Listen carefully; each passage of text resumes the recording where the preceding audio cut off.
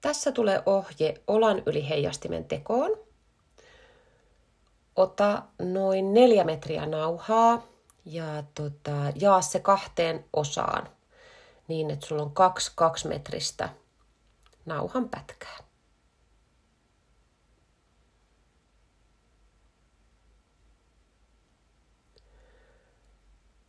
Ota turvalukon toinen puoli, pujota molemmat nauhat siitä turvalukon läpi ja tee nauhan päähän solmu molemmista nauhoista.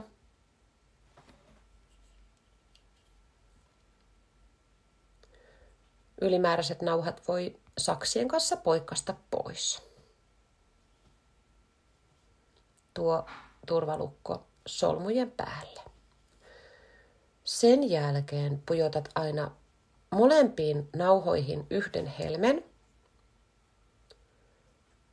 Tässä voi vähän itse miettiä, että haluuko sotkea vähän niitä kokoja, miten niitä sitten haluaa laittaa. Mutta vähän eri kokoja eri nauhaan aina, niin tulee aika kivan näköinen. Sitten teet solmun niistä molemmista nauhoista näin.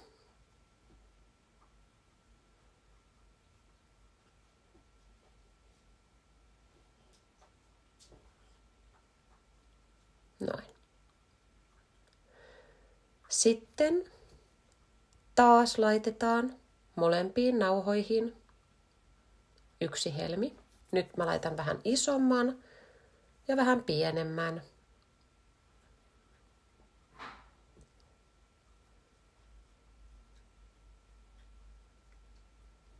Ja taas tehdään solmu.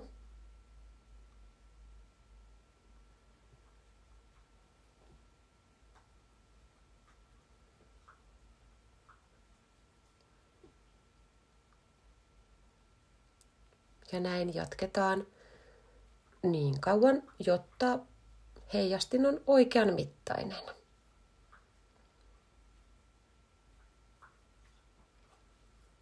Sitä voi vähän katsoa, että voi käyttää vaikka kaikki helmet ja koko nauhan. Voi tehdä tosi pitkän tai jos haluaa, niin voi jättää vähän lyhkäisemmäksikin. Voitte hiukan siinä tunnustella sitä sitten siinä tekovaiheessa.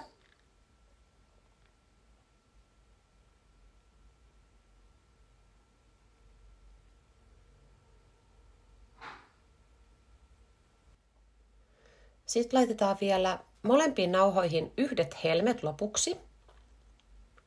Otetaan siitä turvalukosta se toinen puoli ja laitetaan nauhat siitä turvalukon reiästä läpi. Näin. Tehdään solmu.